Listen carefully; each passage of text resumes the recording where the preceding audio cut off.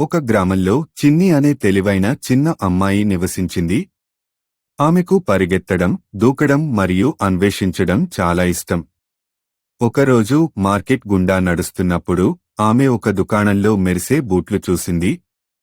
దుకాణదారుడు ఇలా అన్నాడు, ఈ మాయా బూట్లు గుర్తుపెట్టుకో. ఇప్పుడు నువ్వు నిజాయితీగా ఉంటావో అప్పుడే ఈ పని చేస్తాయి. బూట్లు మాట్లాడలేవు. ఆమె వాటిని ఇష్టపడింది మరియు ఆమె దాచుకున్న పాకెట్ మనీతో బూట్లు కొన్నది. మరుసటి రోజు ఉదయం చిన్ని వాటిని ధరించి పాఠశాలకు వెళ్ళింది. ఆమె నడుస్తూ అకస్మాత్తుగా ఒక చిన్న స్వరం వినిపించింది. చిన్ని, నీ హోంవర్క్ పూర్తి చేసావా? అబద్ధం చెప్పడం మంచిది కాదు చిన్ని. చిన్ని చుట్టూ చూసింది. ఎవరూ లేరు. ఏంటి, నువ్వు నిజంగా మాట్లాడగలవా? పాఠశాలలో ఆమె స్నేహితురాలు అమ్ము తన పెన్సిల్ను పడవేసింది. చిన్ని దానిని చూసింది కాని దానిని తిరిగి ఇవ్వలేదు. బూట్లు బిగుసుకుపోయాయి. చిన్ని, దాన్ని తిరిగివ్వు. నిజాయితీగా ఉండు.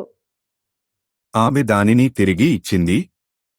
రోజురోజుకు ఆ బూట్లు చిన్నిని నిజాయితీగా, దయగా, నిజాయితీగా ఉండాలని గుర్తుచేస్తూ నెమ్మదిగా చిన్నిని నిజాయితీగా మార్చాయి.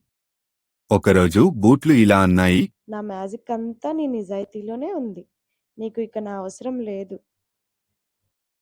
ఆమె ఏ మాయాజాలం అవసరం లేకుండానే సత్య మార్గంలో నడుస్తూనే ఉంది. Subscribe now.